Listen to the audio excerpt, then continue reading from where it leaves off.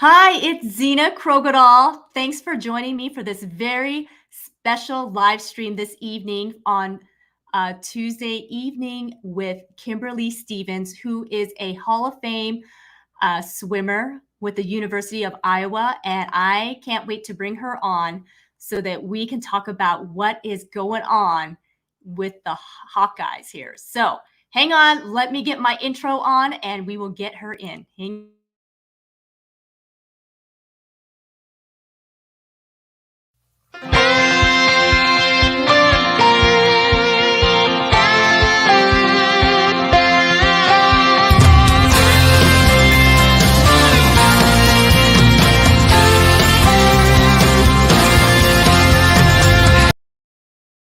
Hello, hello, hello. Welcome to American Dream Makers. I do believe that the American dream belongs to all of us. Not only can you achieve it, but you can go beyond. And my next guest is absolutely an American dream maker. Not only has she achieved the American dream, but she's helping the American dream happen for others. So let me bring on Kimberly Stevens. She is a Hall of Fame swimmer with the University of Iowa. She is a phenomenal woman. And here she is. Hey, Kimberly. Hi, everybody. Hi, Zena. Thanks so much for having me on today. Oh, thank you so much for being here. What exciting things are going on for you and for all of those in Iowa and alumni and current students and all that going on. So I'm so glad you are here this evening. So I don't want to waste any more time because I just want to get down to the nitty gritty of what is going on. So tell us, Kimberly, what is all happening? How did you become the Hall of Fame swimmer at the University of Iowa? That's an amazing story. So why don't you start out with that? Thank you. Well, I could start out and say that I started as a swimmer who didn't win any ribbons or medals and wanted to quit and was not allowed to quit, thankfully, by my parents. So since they wouldn't let me quit, I decided that I better figure out how to win because losing did not feel very good. And so a lot of hard work later and many years later, many laps of the pool, many second and third place finishes later, my swimming career took off. And I committed to go to the University of Iowa. And that's where I really learned to train with a work ethic. That's where I learned, I wrote a book about grit and gratitude. And if I had to pick a time when I learned grit in my life, it was at the University of Iowa when I was training twice a day, 6 hours during the day, and then competing on weekends and going to college full time. Wow. That's pretty phenomenal. The achievements for sure. That's a lot to have the grit. So you were a swimmer in high school. Yes. And tell us a little bit about that, because I believe that probably also led you to going to the University of Iowa. It did. And there is a story there. And I know you know that story. So my senior year of high school did not go as well as I wanted to at state meet. So I was gunning for a scholarship at a major university. And state meet came up, and that was really my time, my senior year, to prove who I was and that I was worthy of a scholarship. And I got up on the blocks for the 50 free, which I was seated first in. And my team was supposed to win this meet overall. And I got up on the blocks and the starter said, "Take your mark." And I dove. And he called it a false start. And we all got pulled back to the blocks.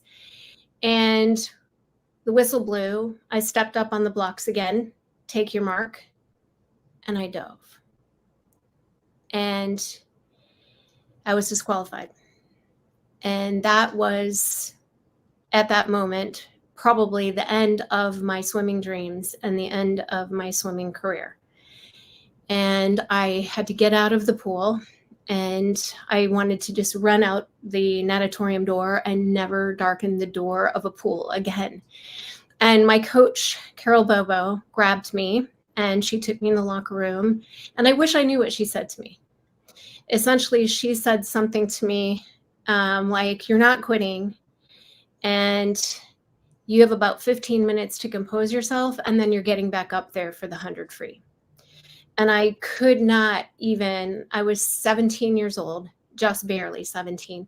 And I couldn't imagine that I could shake off that failure and get back up on the blocks. But I did.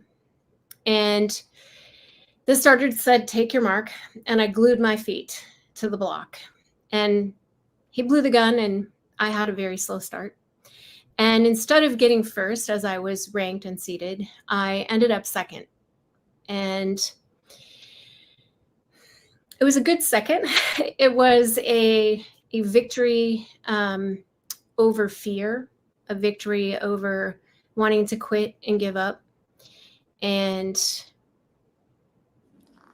it was the beginning of learning that I could overcome things that didn't go well in my life.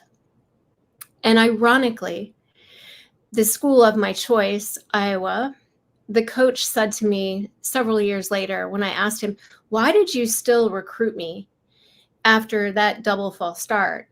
And he said, "Because what you showed is that you could overcome adversity and come back from difficult things."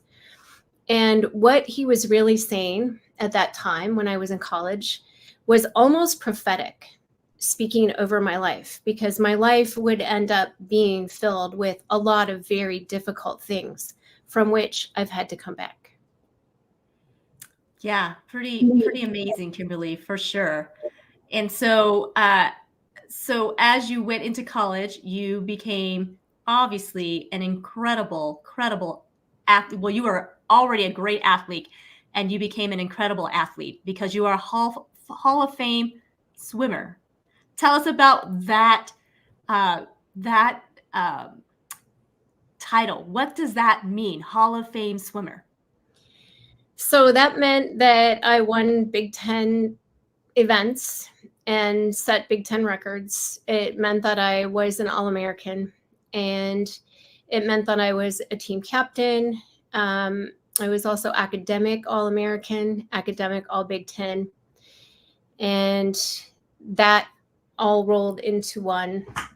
In 2016, the University of Iowa inducted me into the Hall of Fame. Wow.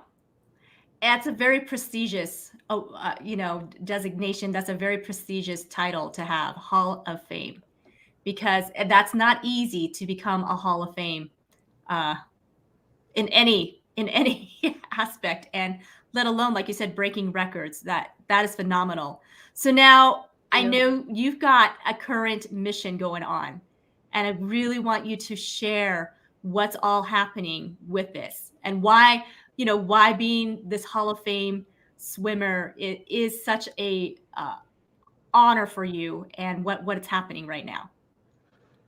Earlier, I mentioned that there were a lot of trials and obstacles in my life that I had to overcome. And the major obstacles had to do with health, with my family, and with myself as well. My first son was born with a rare genetic disease. And at the time, he was born perfectly. And at about 6 days old, he went into a coma. And when he was 15 days old, he passed away. We found out after he passed away that we were actually very lucky to have even gotten a diagnosis. He was diagnosed with a disease called citrullinemia, which is a rare urea cycle disorder. Urea cycle disorders, we estimate, affect about 200 children in the world per year. And citrullinemia, our specific urea cycle disorder, affects about 4 children in the world per year. And at the time, those were the statistics at the time that we knew in 1992. And at that time, there was really not an evolved treatment. There were no medications. There was just an experimental idea that We could give them an experimental serum, and we could limit protein that they ingested, and that would control their disease. However, my son did not make it long enough for us to even try the experimental treatment. He passed away in 1992. 2 years later, my daughter was born with the same disease, and they told me she wouldn't live a week. And I almost gave up on her the same way I almost gave up in the 50 free. I remember I was in the pumping room, and we had gotten the call after she was born. She was 3 days old. We had gotten the call to take her back into the ICU, where they did backup tests, and we were waiting on the results of one of those tests. And I was in the pumping room, and the results came back in, and they said that she had citrullinemia. And I remember just saying, God, I can't do it again. I can't hope and save my pumped milk while she's in the hospital and hope that she's going to make it, because it hurts too much when they don't. And I walked out of the pumping room having dumped out my milk. And Janie, our pastor's wife, was standing at my daughter's bed. And I looked at Janie and I said, she's going to die. Janie grabbed me and she held me firmly by the shoulders. And she said, this is not Braden. This is Victoria Faith. You will fight for this child. And that was the locker room talk that I needed. And I decided that day to start praying that my daughter would go to kindergarten healed, healthy, and whole. We had a very, very tough first 4 years of her life. We were in and out of the hospital. We were in life flight helicopters. We were in ambulances. We were transported in my car, in other people's cars. When she got into crisis, she needed her medication immediately. Any time without that medication would cause further brain damage. And by the time Tori, my Victoria, was 4 or almost 4, she didn't speak a word. She didn't play with toys, and they had diagnosed her with severe autism. We had spent roughly 2/3 of the first 4 years of her life in the hospital. Our only choice to save her became a liver transplant. So we took a trip down to Orlando to give kids the world, and we created some memories with our daughter, went back to Chicago, and she was put on the transplant list. In 23 days, she gratefully and tearfully received a 4-year-old child's liver. It was a perfect match for her. And she woke up from the anesthesia speaking in sentences. Wow. No one could explain that miracle.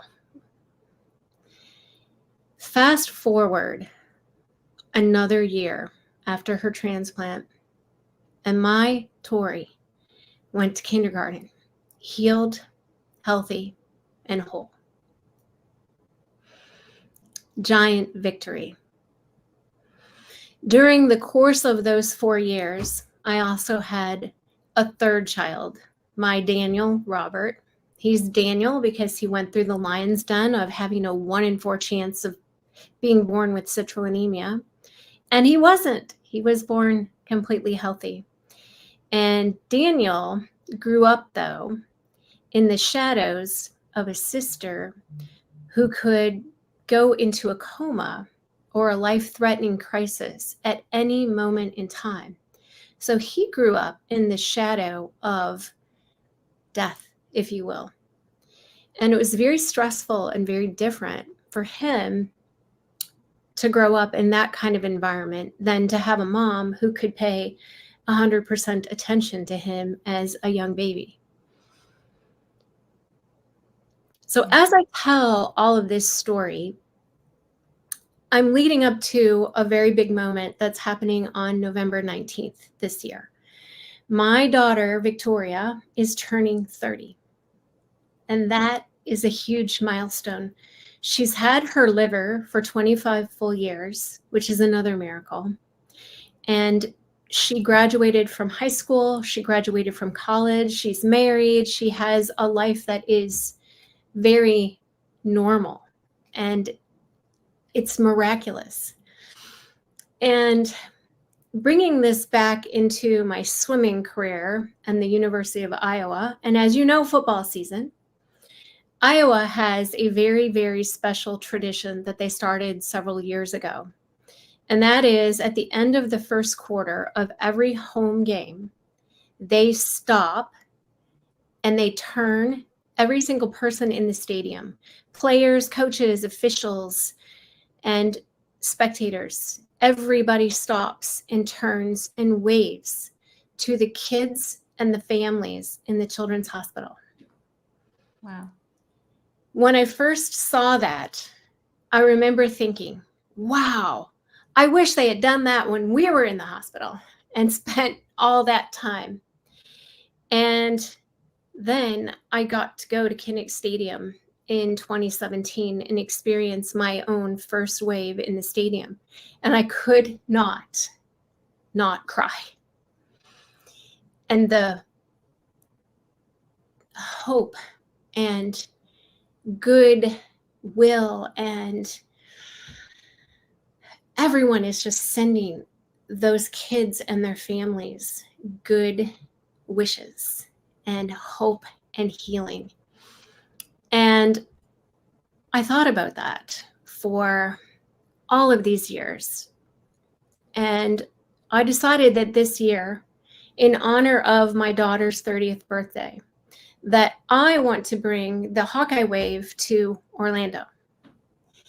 So we are embarking on a project. It's called Extend the Wave. And the tagline is never give up.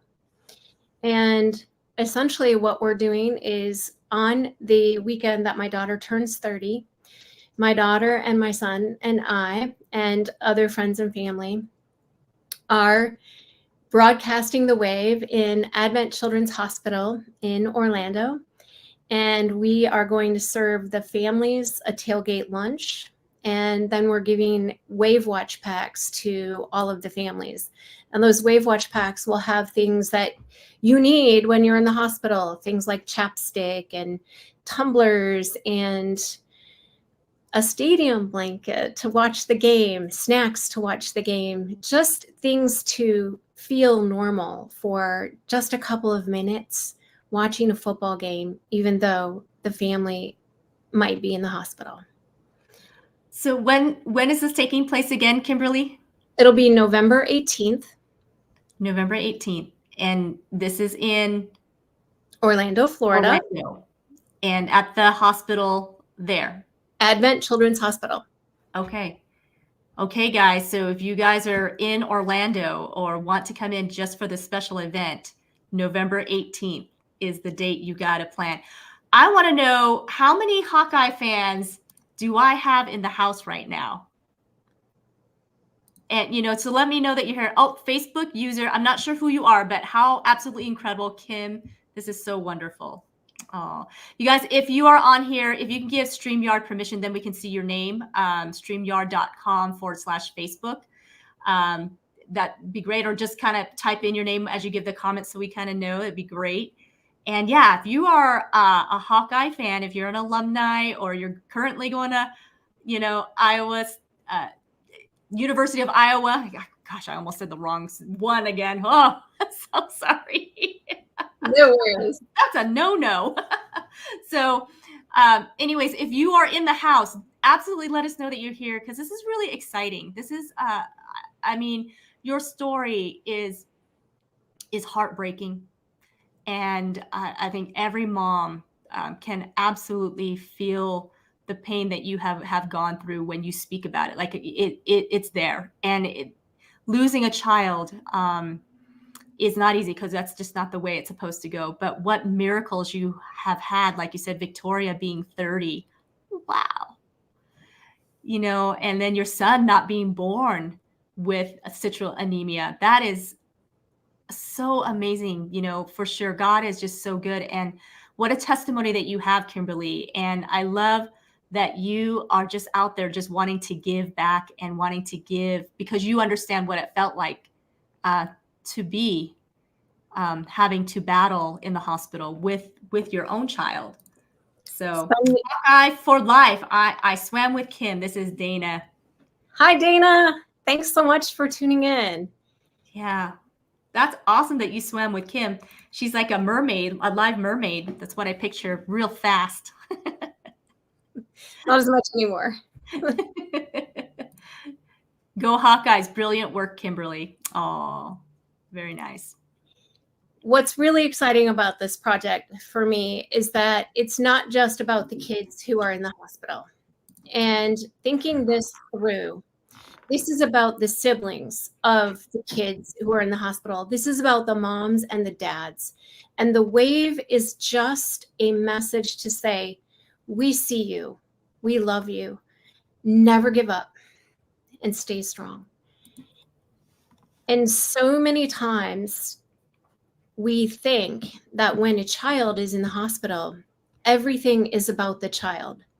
We forget about the parents who still have to go to work and put food on the table.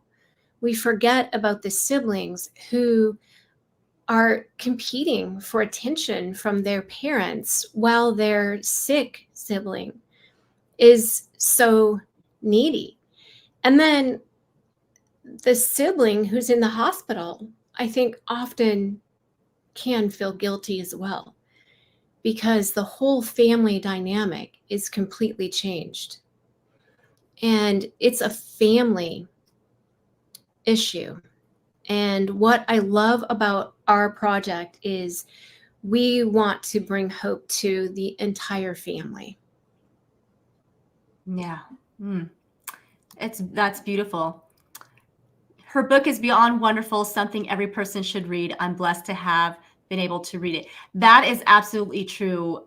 Kimberly's book called Altered is absolutely amazing. And you guys need to go on Amazon and get a copy. Altered by Kimberly Stevens.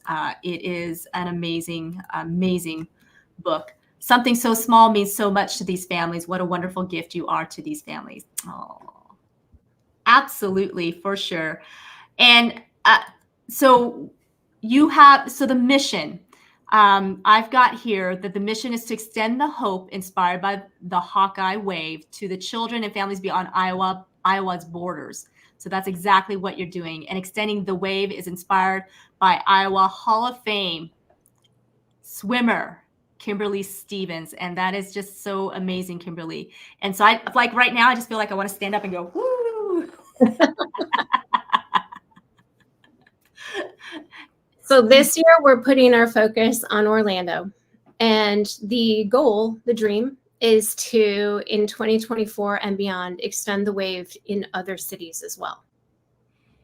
Yeah, it's just so awesome. And it's just heartwarming, Kimberly, that you have, I mean, these are, it's been many years, a few decades that you have experienced what you've experienced, but yet God really does use all things for good for those who are called according to his purposes. And this is absolutely astounding. And, when you were telling the story about how your daughter miraculously got a liver transplant, she was 4 years old at the time. She was, yeah. And something that kind of hit me, and I'm sure this crossed your mind at then too, is that also meant somebody had to lose their child in order for your child to live. And I have never forgotten that. And for years, we wrote to the donor family through UNOS, which is the organization that governs communication. And we never heard back. And I never knew if they chose not to receive correspondence, or if they received it but chose not to answer. But I made sure for many, many years that that family knew that my daughter was thriving thanks to them and their gift.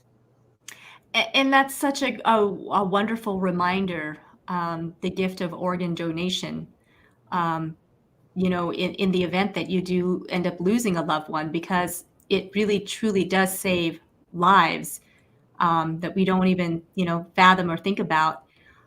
And that's hard. It's hard. I mean, and you understand the loss of a child. So it's not that you don't even have that, compassion or understanding. It's that you really understand what that must feel like, for sure. And so, yeah, what a gift. And so blessings to that family who made that choice, a hard choice in that moment, because it's not Thank you. right. I mean, Absolutely. it's amazing. And Victoria, what an appropriate name for sure. She's victorious, and and living and breathing and a walking testimony.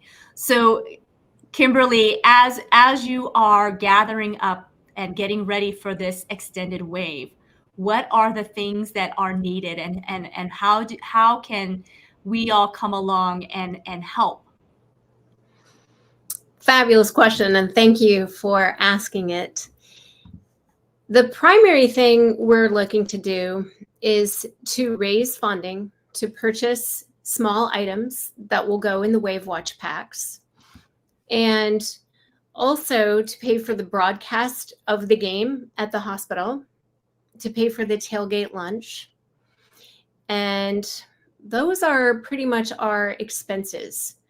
I have put together a budget, and depending on which channel the game is broadcast on, it could be anywhere between $50 and $100 per family. And again, it 100% depends on which channel the game is broadcast on.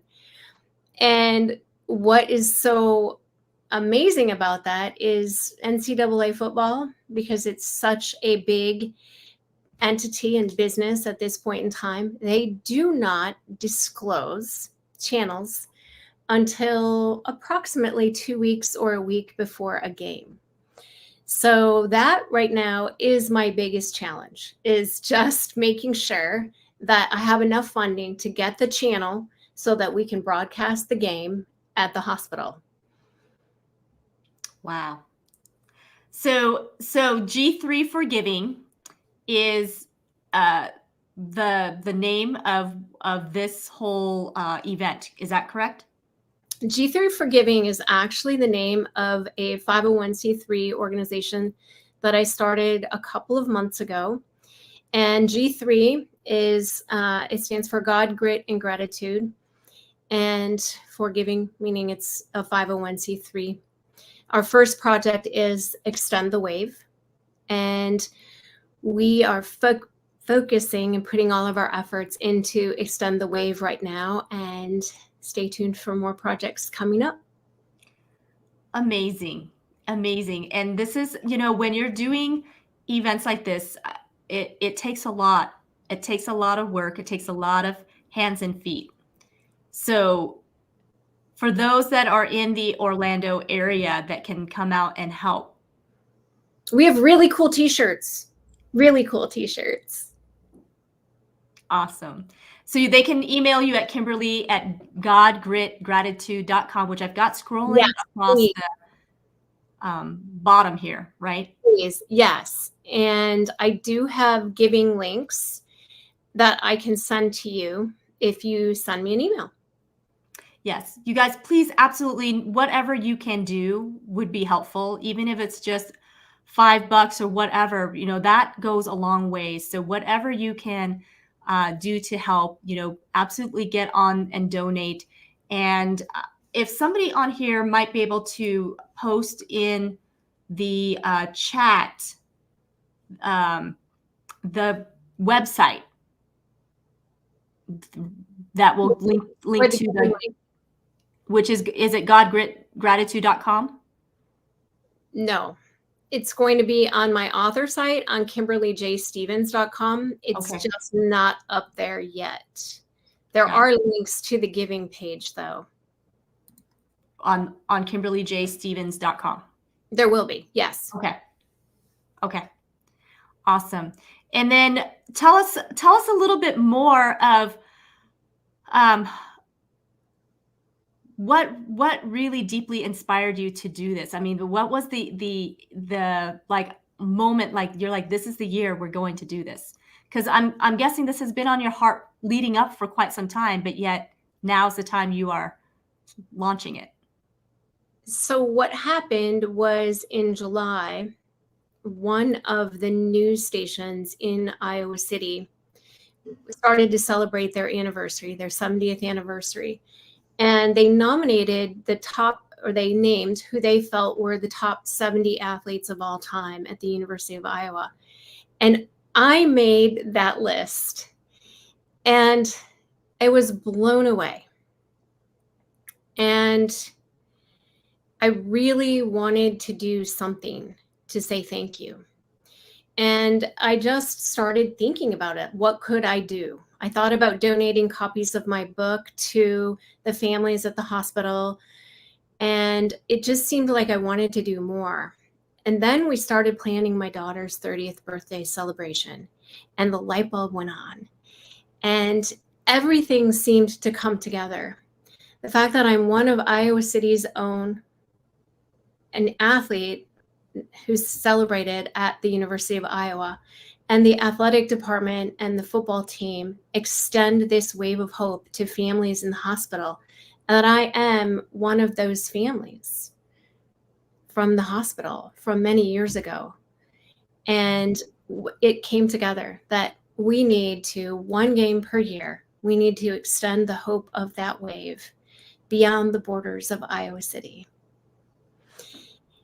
A couple weeks after the idea came to me, I literally showed up at Men's Health Children's Hospital, and I told the lady at the reception desk who was guarding the elevator, so I couldn't go up, what I wanted to do. And I said, who do I need to talk to? And she goes, this is such a cool idea. I love this. And so she called the child life coordinator, and he literally said, well, I don't have much time before my next meeting, but you can come up and you can tell me your idea.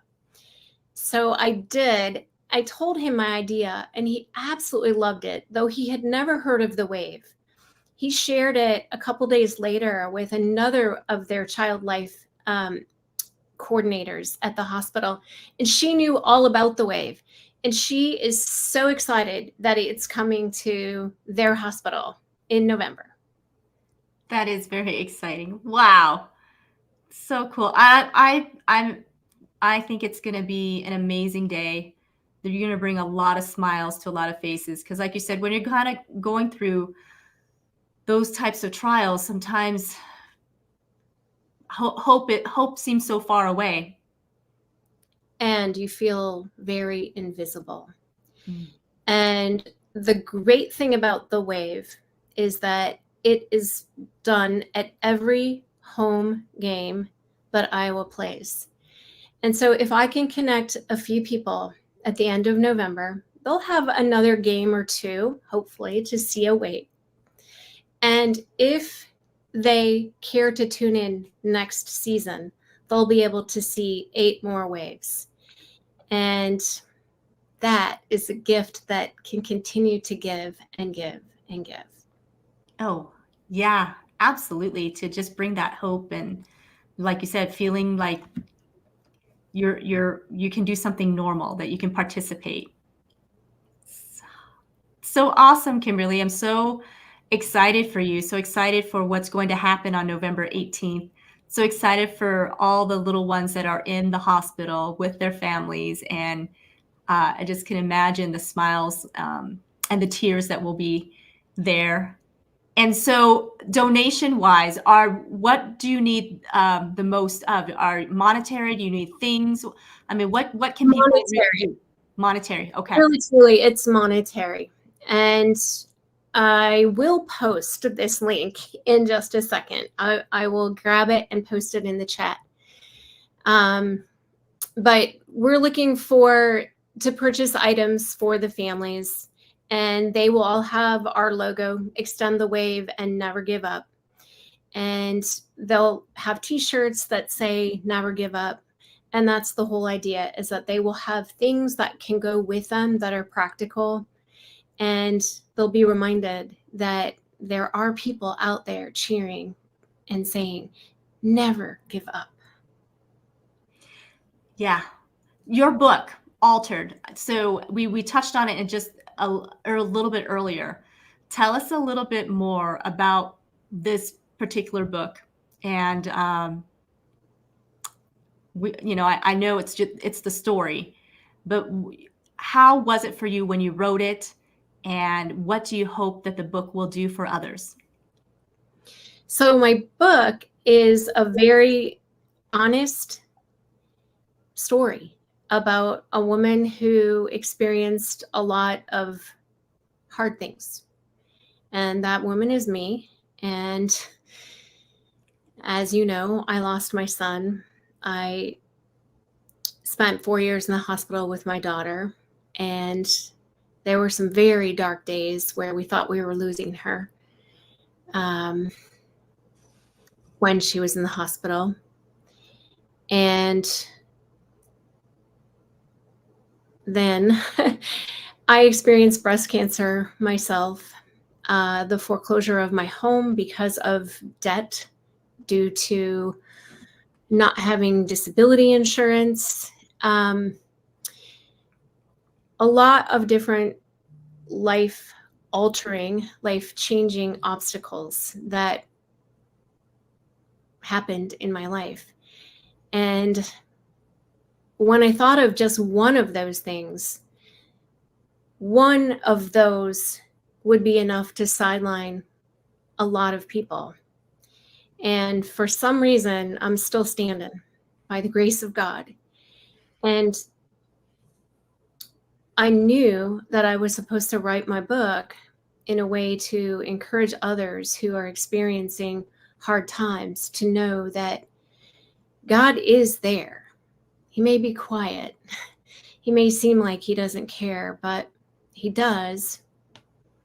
And to never, ever give up.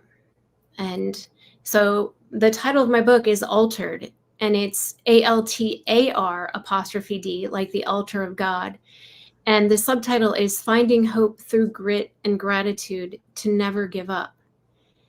And the whole theme of my life has been never give up. And that's why I love this Wave project, because it takes that message from somebody who has been in those dark days. It takes it out and it just encourages others. Never, never, never give up. Yeah, that's a very inspirational message and very, very encouraging. And you're right. Too many times we give up too soon, throw in the towel. And I am so grateful that you had that grit early on in life, that the Lord gave you that gift, preparing you for the things ahead, and placing you exactly around the right people to really hone that gift in for you to truly be able to overcome adversity and difficult things. You are a true inspiration for sure, Kimberly. And I've got someone here. Her book is raw and honest look into all the trials that Kim has experienced. And yet, as you read her journey, you find yourself inspired by what an incredible gift that Kim is all to us. I agree wholeheartedly on that. That is absolutely true. And for sure. And the link is basically G3 for giving. And I know there's a bunch of. I am going to get it right now. Okay. Yeah, anybody that's on here, if you have any questions for Kimberly, go ahead and post it in the comments, because this would be great time for you to ask her something that's just on your mind, and something that she's mentioned that you would like to know about Kimberly, then please, for sure, ask her. Okay, let me copy this. And then let me put this into the comment here.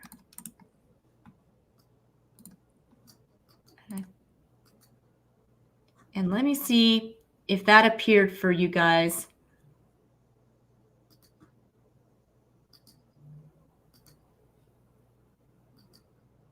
Okay, so I think I've got that into the chat. Let me also put it into the banner here so that we can see it up here. But yes, you guys, if you have any questions at all, absolutely don't be shy. Please let us know, because this is something that hasn't happened. This is something that is very, very much a trailblazing event. And I think it's going to end up gain so much momentum that I envision it going throughout the whole entire United States. Like the Hawkeye Wave is going to be a very known thing. It's not going to just be to the Hawkeyes. Like it's going to end up being something just inspirational for the nation. One game per year, it's going to come out of Iowa and inspire the rest of the world. It's awesome. Awesome. So then everybody's going to want to sign up and become a Hawkeye. That's what's going to happen. So I think, the university needs to give you a little, a little something, because I think their enrollment's going to go up after you start doing. We are definitely going to be creating Hawkeye fans. For sure. They're going to have to expand their stadium, because everybody's going to want to come to the Hawkeye games and do the wave in person and that sort of thing. It's so awesome and just really inspiring. And let me, I think we got some here. Okay, awesome. Looks like we can see the link. K is the best. The mission is for real. And then also Ukraine in 2024. Oh, we're extending. We're going to go beyond the country. Hey, why not? That's great. Why not? Why not take this worldwide? It could. It really could. Yeah. We all need hope. And hope has no bounds. It's, with God, everything is just limitless, right? And absolutely. And you just can't get enough, for sure. Kimberly, what else would you like to leave us with as we start to wrap things up? I want to give you the opportunity to really encourage and maybe give some words to somebody who may be struggling right now, that is in the hospital and feeling alone and like they're the only one experiencing this. What would you say to them right now? I see you. We see you. We love you and we're cheering for you. And never give up. Just never give up. On a similar note, it is both of my children who are leading this charge with me. And I didn't know if they would pick this up as their own mission. And what has been one of the biggest blessings for me about this is that my children they're grown now. They're about to be 28 and 30, but they're still my kids.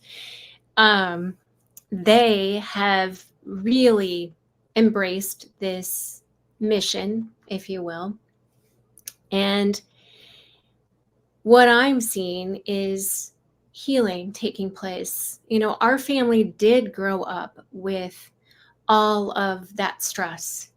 And even once Tori was transplanted and out of the hospital and not spending days, weeks, and months at a time in the hospital, we still had a lot of emotional catching up, academic catching up, physical catching up. 4 years in the hospital takes a toll. And it really did take a toll on our family. I'm divorced. And our family just isn't the same. And I feel like we focused a lot on what made us different for a long time. And now I feel like by extending the wave that we're focusing on the good that we have instead of the bad that we got a long time ago. And it is amazing to be able to come together with my kids, focus on the good, and share it out to the world. That's beautiful. That is just words of wisdom right there, to focus on the good and not be stuck in the things that happen to you, but realizing they happened for you, and you are where you are today because of all of it. And now you can go and change other people's lives and be an inspiration and a bridge and whatever it is that they need to get through this. And Kimberly, and I love that you were so vulnerable on all of this. I mean, to be able to speak about this is not easy, to go back and tell the story over and over and over again. And you're just so real and so raw, just like your friend was saying. Your book is so real and so raw. Even to the point where you had financial difficulties, and most people would have just thrown in the towel and said, I give up, can't take this anymore. Never give up. And that's why we need a voice like yours, of someone who has been through, because for you to be able to impact those families at the hospital, they're going to feel that inspiration because that you have been there. You know their pain. You know their sleepless nights. You know the thoughts that are going through their minds. You know exactly what's happening. And so when you say never give up, it really means something, versus somebody, like myself, who hasn't been through those trials. Believe me, I've been through my, other trials. God gives us different things to go through, but I wouldn't have the same impact to tell somebody never give up in that situation. It would not come across the same way. In fact, it may even come across very unloving for somebody like me who hasn't been through that. But for someone like you can really reach hearts that others may not be able to. That is my hope. Yeah. That is my dream. Yeah. I don't even think it's a hope, Kimberly. It is a reality, and it's about to happen. Like so I think you got to take the hope out there.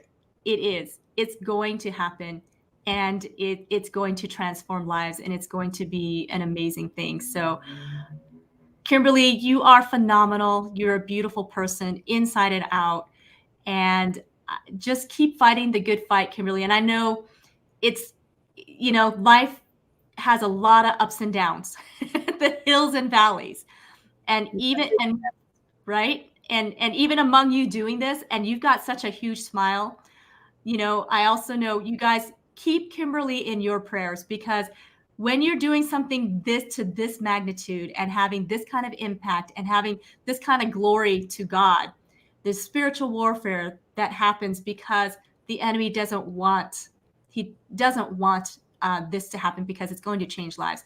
So I just really implore all of you that are listening right now on the live stream and even on the replay, that you remember Kimberly and her family in your prayers, and you lift them up, because there's a spiritual battle that is absolutely there, and she's going to have victory, because she always does.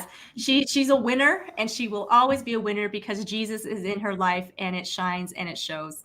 Kimberly, thank you so much for being an American dream maker. Thank you for making the American dream come true for other people. Get a hold of Kimberly, you guys. Make sure you contact her. She is a wonderful person, and you want her in your circle.